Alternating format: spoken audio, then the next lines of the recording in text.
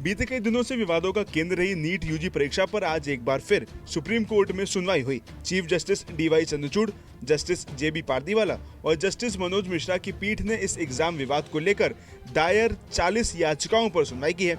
वहीं मामले की सुनवाई शुरू होते ही नीट यूजी अभ्यर्थियों की ओर से पेश हुए वरिष्ठ वकील नरेंद्र हुड्डा ने कोर्ट को बताया कि राष्ट्रीय परीक्षा एजेंसी यानी एनटीए ने प्रश्न पत्र लीक होने और लीक हुए प्रश्न पत्र को व्हाट्सएप के माध्यम से साझा किए जाने की बात को स्वीकारा है। वहीं कोर्ट में सुनवाई के दौरान नेशनल टेस्टिंग एजेंसी की ओर से पीठ को बताया गया कि देश भर के कुल 3300 छात्रों ने गलत प्रश्न पत्र से परीक्षा दी है।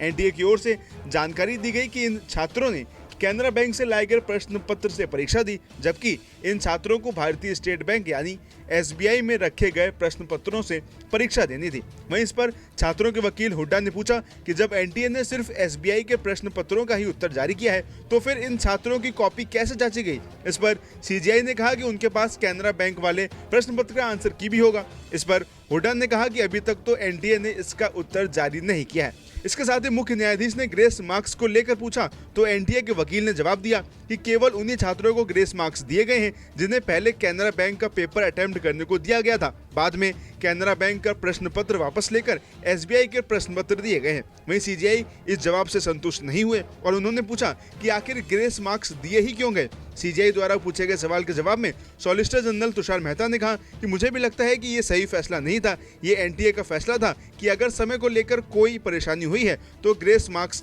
दिए जाएं। वहीं जिसके बाद मुख्य न्यायाधीश ने पूछा कि भारतीय स्टेट बैंक की जगह कैनरा बैंक का प्रश्न पत्र कितने परीक्षा केंद्रों पर बांटा गया है, तो एनटीए के वकील के पास इसका कोई जवाब नहीं था। इसके बाद उन्होंने कहा कि वे बाद में इसका जवाब दायर करेंगे। हालांकि थोड़ी देर बाद एजेंसी की ओर से बताया गया कि 8 केंद्र पर ये गलती हुई है। साथ ही अंत में सुनवाई खत्म कर कल यानी मंगलवार को आगे की सुनवाई करने की बात भी की गई है।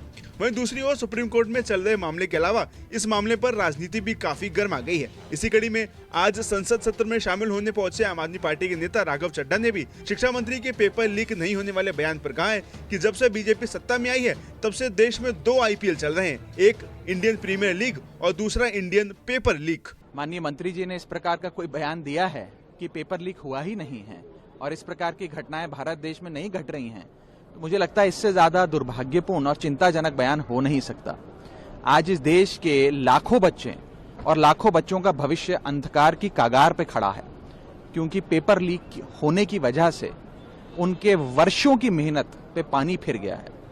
जब पेपर लीक होता है तो उस विद्यार्थी का, जिसने महीनों सालों दिन रात परिश्रम करके पढ़ाई कर कर उस एक दिन की तैयारी करता है अपना भविष्य बनाने के लिए, उसका मन नहीं टूटता, वो इंसान टूट जाता, केवल मनोबल नहीं टूटता, उसका शरीर, मन, तन, धन। आज उस बच्चे को कितनी चोट पहुंची होगी माननीय मंत्री जी का वो बयान सुनकर। और अगर पेपर लीक नहीं हुआ तो फिर सीबीआई जांच किस विषय पे कर रही है? अगर पेपर लीक नहीं हुआ तो सीबीआई गिरफ्तारियां किस विषय पे कर रही है? अगर पेपर लीक नहीं हुआ तो सुप्रीम कोर्ट कौन से विषय का संज्ञान लेकर सरकार से रोज गंभीर सवाल पूछ रहा है?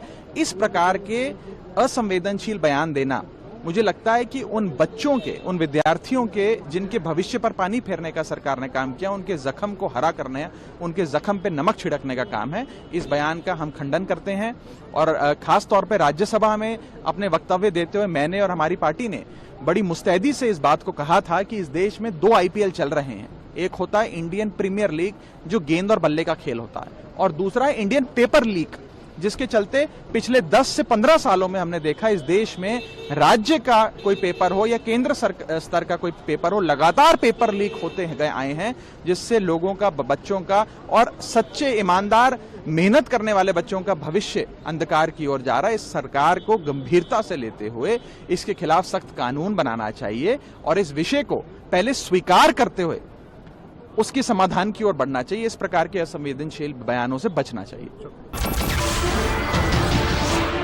नमस्कार, मैं हूं मानक गुप्ता।